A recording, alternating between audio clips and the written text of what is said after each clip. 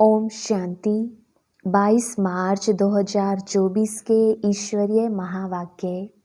पहले सुनते हैं आज की मुरली से होमवर्क। बाबा ने कहा, काम का भूत आदि मध्य अंत दुख देने वाला है। एक दो पर काम कटारी चलाती है। यह सब बातें समझकर फिर औरों को समझानी है। ऐसे कोई मत समझे, सहज बात है। मन के तूफान व विकल्प ढेर के ढेर ना चाहते हुए भी आएंगे, इसमें मूंझना नहीं है। तुम्हारे में भी नंबरवार हैं तो तुमको वार्निंग देनी चाहिए, बड़े बड़े अखबार में डालना चाहिए। कोई का अवगुण ना देख, गुण ग्रहण करना है। अवगुण देखो तो मुंह मोड़ लो। मुरली तो मिलती है, वह सुनते धारण करते रहो। बुद्धि से समझना है, यह बाबा की बात बिल्कुल ठीक है। जो बात ठीक ना लगे छोड़ देनी चाहिए। पढ़ाई से कभी रूठना नहीं चाहिए। ब्राह्मणी से व पढ़ाई से रूठना गोया बाप से रूठना। यज्ञ के हर वस्तु की संभाल रखनी पड़ती है, क्योंकि यज्ञ की एक एक चीज बहुत बहुत वैल्यूबल है। इसलिए सेफ्टी फर्स्ट।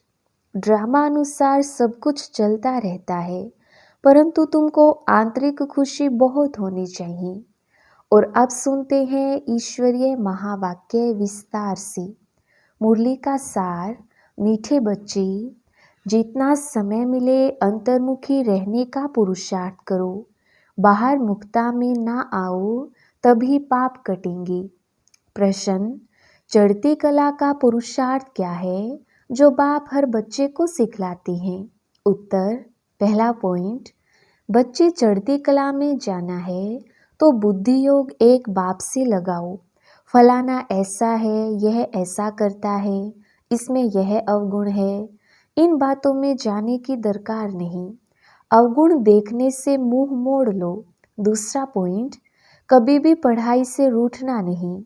मुरली में जो अच्छी अच्छी पॉइंट्स हैं उन्हें धारण करते रहो, तभी चढ़ती कला हो सकती है। ओम शांति। अभी यह है ज्ञान का क्लास और सवेरे योग का क्लास। योग कौन सा? यह बहुत अच्छी रीति समझाना है, क्योंकि बहुत मनुष्य हठयोग में फंसे हुए हैं, जो हठयोग मनुष्य सिखलाते हैं। यह है राजयोग, जो परमात्मा सिखलाते हैं, क्योंकि राजा तो कोई है नहीं जो राजयोग सिखलावे। यह लक्ष्मी नारायण भगवती भगवान है। राजयोग सीखे तब तो भविष्य में भगवती भगवान बने।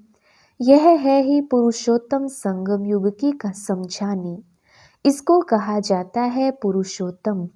पुरानी और नई दुनिया का बीज। पुराने मनुष्य और नए देवताएं। इस समय सभी मनुष्य पुराने हैं। नई दुनिया में नई आत्माएं देवताएं होती हैं। वहाँ मनुष्य नहीं कहेंगे। बल हैं मनुष्य, परंतु दैवी गुणों वाले हैं, इसलिए देवी देवता कहा जाता है। पवित्र भी रहते हैं। बाप बच्चों को समझाते हैं काम महाशत्रु है। यह रावण का पहला पहला भूत है। कोई बहुत क्रोध करते हैं तो कहा जाता है, भों भों क्यों करते हो? यह दो विकार बड़े शत्रु हैं। लोभ मोह के लिए भों भों नहीं कहेंगे। मनुष्यों में साइंस घमंड के कारण क्रोध कितना है, यह भी बहुत नुकसान कारक है। काम का भूत आदि मध्य अंत दुख देने वाला है। एक दो पर काम कटारी चलाते हैं। यह सब बातें समझकर फिर औरों को समझानी है। तुम्हारे सिवाय बाप से वर्षा लेने का सच्चा रास्ता कोई बतला ना सके। तुम बच्चे ही बता सकते हो। बेहद के बाप से इतना बड़ा वर्षा कैसे मिलता है? जो किसको समझा नहीं सकते तो जरूर पढ़ाई पर ध्यान नहीं है। बुद्धि योग कहाँ भटकता है? युद्ध का मैदान है ना। ऐसे कोई मत समझे, सहज बात है। मन के तूफान व विकल्प ढेर के ढेर ना चाहते हुए भी आएंगे, इसमें मूंझना नहीं है। योग बल से ही माया भागेगी, इसमें पुरुषार्थ बहुत है। धंधे दौरी में कितने थक जाते हैं, क्योंकि देह अभिमान में रहते हैं। देह अभिमान के कारण बहुत बातचीत करनी पड़ती है। बाप कहते हैं देही अभिमानी बनो। देही अभिमानी बनने से जो बाप समझाते हैं वही औरों को समझाएंगे। अपने को आत्मा समझ बाप को याद करो। बाप ही शिक्षा देंगे कि बच्चे बाहर मुखी नहीं होना चाहिए, अंतर्मुखी होना है। भल कहाँ बाहर मुखी होना भी पड़े, फिर भी जितनी फुर्सत मिले कोशिश कर अंतर्मुखी होना चाहिए, तभी पाप कटेंगे। नहीं तो ना पाप कटेंगे ना ऊंच पद पाएंगे। जन्म जन्मांतर के पाप सिर पर हैं। सबसे जास्ती पाप ब्राह्मणों की हैं, उनमें भी नंबरवार हैं। जो बहुत ऊंच बनते हैं वही बिल्कुल नीच भी बनते हैं। जो प्रिंस बनते हैं उनको ही फिर बैगर भी बनना है। ड्रामा को अच्छी रीति समझना है। जो पहले आए हैं वह पिछाड़ी में आएंगे। जो पहले पावन बनते हैं वही पहले पतित बनते हैं। बाप कहते हैं मैं भी आता ही हूँ इनके बहुत जन्मों के अंत में, सो भी जब वानप्रस्थ अवस्था है। इस समय छोटे बड़े सबकी वानप्रस्थ अवस्था है। बाप के लिए गायन भी है, सर्व की सद्गति करने वाली वह होती ही है पुरुषोत्तम संगम युग पर। यह पुरुषोत्तम संगम युग भी याद रखना चाहिए। जैसे मनुष्यों को कलयुग याद है, संगम युग सिर्फ तुमको याद है। तुम्हारे में भी नंबरवार हैं। बहुतों को तो अपना गोरख धंधा ही याद रहता है। बाहर से मुंह हटा हुआ हो तो धारणा भी हो जाए। एक कहावत है, अंत काल जो स्त्री सिमरी। जो गीत व श्लोक अच्छे अच्छे हैं, जिनका हमारे ज्ञान से कनेक्शन है, वह रखने चाहिए। जैसे चीची दुनिया से जाना ही होगा। दूसरा, नैनहीन को राह दिखाओ। ऐसे ऐसे गीत अपने पास रखने चाहिए। बनाए तो मनुष्यों ने हैं, जिनको इस संगम का पता ही नहीं है। इस समय सब ज्ञान नैनहीन अंधे हैं। जब परमात्मा आए तब आकर राह दिखाई। अकेले को तो नहीं दिखाएंगे। यह है उनकी शिव शक्ति सेना। यह शक्ति सेना क्या करती है? श्रीमत पर नई दुनिया की स्थापना। तुम भी राजयोग सीखते हो जो भगवान के सिवाय कोई सिखला ना सके। भगवान तो निराकार है, उनको तो अपना शरीर है नहीं। बाकी जो भी हैं सब शरीरधारी हैं। ऊंचते ऊंच तो एक बाप ही है जो तुमको पढ़ाते हैं। यह तो तुम ही जानो। तुम्हारे में भी नंबरवार हैं तो तुमको वार्निंग देनी चाहिए, बड़े बड़े अखबार में डालना चाहिए। मनुष्य जो योग सिखलाते हैं वह है हठ योग। राजयोग एक परमपिता परमात्मा बाप ही सिखलाते हैं, जिससे मुक्ति जीवन मुक्ति मिलती है। हठ योग से दोनों नहीं मिलते। वह है हठ योग जो कि परंपरा से चला आता है, पुराना है। यह राजयोग सिर्फ संगम युग पर बाप सिखलाते हैं। बाबा ने समझाया है, जब भाषण करते हो तो टॉपिक्स निकालनी चाहिए, परंतु ऐसे करते नहीं हैं। श्रीमत पर चलने वाले बहुत थोड़े हैं। पहले भाषण लिखो, फिर पक्का करो तो याद आएगा। तुमको ओरली भाषण करना है, तुमको पढ़कर तो सुनाना नहीं है। विचार सागर मंथन कर भाषण करने की ताकत उसमें रहेगी जो अपने को आत्मा समझकर फिर बोलते हैं। हम भाइयों को सुनाते हैं, ऐसे समझने से ताकत रहेगी। यह बहुत ऊंची मंजिल है ना। पान का बीड़ा उठाना मासी का घर नहीं है। जितना तुम रुस्तम बनेंगे उतना माया का वार होगा। अंगद व महावीर भी रुस्तम था, तब कहा रावण भी हमको हिलाकर दिखाए। यह स्थूल बातें नहीं, शास्त्रों में यह दंत कथाएं हैं। यह कान जो परमात्मा बाप का सुनहरी ज्ञान सुनने वाले थे, वह दंत कथाएं सुन सुनकर एकदम पत्थर बन गई हैं। भक्ति मार्ग में माथा भी घिसाया तो पैसा भी गवाया। सीढ़ी नीचे ही उतरते आए। 84 जन्मों की भी कहानी है ना। जो भी भक्ति की है नीचे ही उतरे हैं। अब बाप ऊपर चढ़ना सिखलाते हैं। अब तुम्हारी चढ़ती कला है। अगर बुद्धि योग बाप के साथ नहीं लगाएंगे तो जरूर नीचे ही गिरेंगे। बाप को याद करते हो तो ऊपर चढ़ते हो। मेहनत है बहुत, परंतु बच्चे गफलत करते हैं। धंधे में बाप को और नॉलेज को भूल जाते हैं। माया तूफान में लाती है, फलाना ऐसा है, यह करता है, यह ब्राह्मणी ऐसी है, इसमें यह अवगुण है। अरे इसमें तुम्हारा क्या जाता है? सर्वगुण संपन्न तो कोई बना नहीं है। कोई का अवगुण ना देख गुण ग्रहण करना है। अवगुण देखो तो मुंह मोड़ लो। मुरली तो मिलती है, वह सुनते धारण करते रहो। बुद्धि से समझना है, यह बाबा की बात बिल्कुल ठीक है। जो बात ठीक ना लगे छोड़ देनी चाहिए। पढ़ाई से कभी रूठना नहीं चाहिए। ब्राह्मणी से व पढ़ाई से रूठना गोया बाप से रूठना। ऐसे बहुत बच्चे हैं जो फिर सेंटर पर नहीं आते हैं। भल कोई कैसा भी है, तुम्हारा काम मुरली से है। मुरली जो सुनाए उनमें से अच्छी अच्छी पॉइंट्स धारण करनी है। किसी से बात करने में मजा नहीं आता तो शांत करके मुरली सुनकर चले जाना चाहिए। रूठ कर नहीं चाहिए कि हम यहाँ नहीं आएंगे। नंबरवार तो हैं। यह भी अच्छा है जो सुबह को तुम याद में बैठते हो। बाबा आकर सर्च लाइट देते हैं। बाबा अनुभव सुनाते हैं। जब बैठते हैं तो जो अनन्य हैं वह बच्चे पहले याद आते हैं। भल विलायत में हैं, कलकत्ते में हैं, तो पहले अनन्य को याद कर सर्च लाइट देते हैं।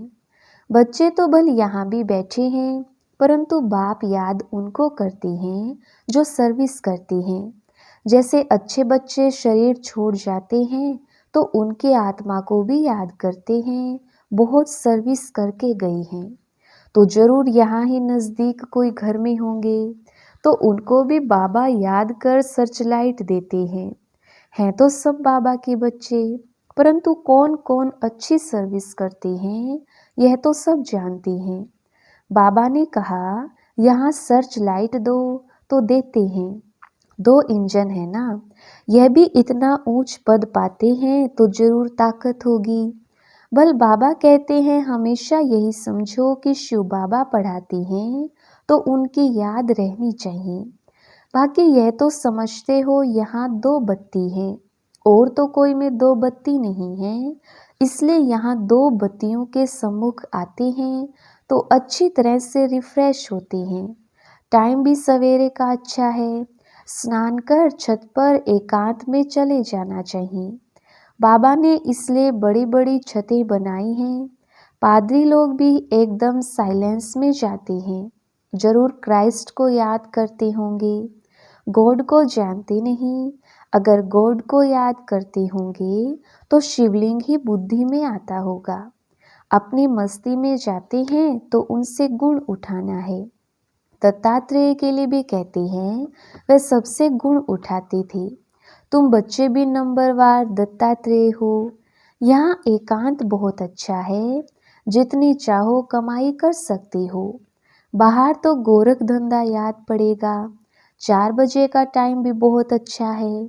बाहर कहाँ जाने की जरूरत नहीं है। घर में बैठे हो, पहरा भी है। यज्ञ में पहरा भी रखना पड़ता है। यज्ञ के हर वस्तु की संभाल रखनी पड़ती है, क्योंकि यज्ञ की एक एक चीज बहुत बहुत वैल्यूबल है। इसलिए सेफ्टी फर्स्ट। यहाँ कोई आएंगे नहीं। समझते हैं यहाँ जेवर आदि तो कुछ है नहीं, यह मंदिर भी नहीं है। आजकल चोरी सब जगह होती है। विलायत में भी पुरानी चीजें चोरी करके ले जाते हैं। जमाना बहुत डर्टी है। काम महाशत्रु है, वह सब कुछ भुला देता है। तो तुम्हारा सवेरे एक क्लास होता है एवर हेल्दी बनने का, और फिर यह है एवर वेल्दी बनने का। बाप को याद भी करना है तो विचार सागर मंथन भी करना है। बाप को याद करेंगे तो वर्षा भी याद आएगा। यह युक्ति बहुत सहज है। जैसे बाप बीज रूप है, झाड़ के आदि मध्यांत को जानते हैं। तुम्हारा भी धंधा यह है। बीज को याद करने से पवित्र बनेंगे। चक्र को याद करेंगे तो चक्रवर्ती राजा बनेंगे। अर्थात धन मिलेगा। राजा विक्रम और राजा विक्रमाजीत 2 संवत मिक्स कर दिए हैं। रावण आया तो विक्रम संवत शुरू हुआ, डेट बदल गई। वह चलता है 1 से 2500 वर्ष, फिर चलता है 2500 से 5000 वर्ष तक। हिंदुओं को तो अपने धर्म का पता नहीं। यह एक ही धर्म है जो असली अपने धर्म को भूल अधर्मी बने हैं, धर्म स्थापक को भी भूले हैं। तुम समझा सकते हो आर्य समाज कब शुरू हुआ? आर्य सतयुग में थे, अन आर्य अभी हैं। अब बाप आकर तुमको सुधारते हैं। तुम्हारी बुद्धि में सारा चक्र है। जो अच्छे पुरुषार्थी हैं वह खुद भी जानते हैं, औरों को भी पुरुषार्थ कराते हैं। बाप है गरीब निवास। गांव वालों को संदेश देना है। 6 चित्र काफी हैं। 84 के चक्र का चित्र बहुत अच्छा है, उस पर अच्छी तरह समझाओ। परंतु माया इतनी प्रबल है जो सब कुछ भुला देती है।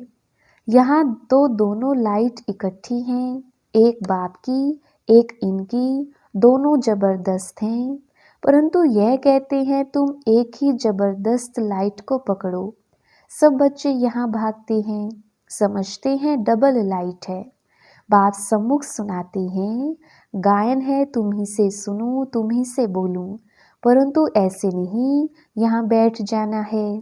8 रोज काफ़ी हैं, अगर बिठा दें तो ढेर हो जाएं। ड्रामानुसार सब कुछ चलता रहता है, परंतु तुमको आंतरिक खुशी बहुत होनी चाहिए। वह खुशी उन्हें होती जो आप समान बनाते हैं। प्रजा बनावे तब राजा बने। पासपोर्ट भी चाहिए। बाबा से कोई पूछे तो बाबा फट से कहते हैं अपने को देखो, मेरे में क्या अवगुण है। स्तुति निंदा सब सहन करना पड़ता है। जो यज्ञ से मिले उनमें खुश रहना है। यज्ञ के भोजन से तो बहुत लव चाहिए। सन्यासी थाली धोकर पीते हैं क्योंकि उनको भोजन का महत्व है। समय ऐसा आना है जो अनाज भी ना मिले, तो सब कुछ सहन करना पड़ता है, तब पास हो सकेंगी। अच्छा, मीठे मीठे सिकिलदे बच्चों प्रति माता पिता बाप दादा का याद प्यार और गुड मॉर्निंग। रूहानी बाप की रूहानी बच्चों को नमस्ते। हम रूहानी बच्चों की रूहानी बाप दादा को याद प्यार गुड मॉर्निंग और नमस्ते जी। धारणा के लिए मुख्य सार। पहला पॉइंट, किसी में भी कोई अवगुण दिखाई दे तो अपना मुंह मोड़ लेना है। पढ़ाई से कभी रूठना नहीं है। दत्तात्रेय मिसल सबसे गुण उठाने हैं। दूसरा पॉइंट, बाहर से बुद्धि निकाल अंतर्मुखी रहने का अभ्यास करना है। धंधे दोरी में रहते देही अभिमानी रहना है। बहुत बातचीत में नहीं आना है। वरदान, ईश्वरीय सेवा के बंधन द्वारा समीप संबंध में आने वाले रॉयल फैमिली के अधिकारी भव। विस्तार, ईश्वरीय सेवा का बंधन नजदीक संबंध में लाने वाला है। जितनी जो सेवा करता है उतना सेवा का फल समीप संबंध में आता है। यहाँ के सेवाधारी वहाँ की रॉयल फैमिली के अधिकारी बनेंगे। जितनी यहाँ हार्ड सेवा करते उतना वहाँ आराम से सिंहासन पर बैठेंगे, और यहाँ जो आराम करते हैं वह वहाँ काम करेंगे। एक एक सेकंड का एक एक काम का हिसाब किताब बाप के पास है। स्लोगन, स्व परिवर्तन द्वारा विश्व परिवर्तन का वाइब्रेशन तीव्र गति से फैलाओ। अच्छा, ओम शांति।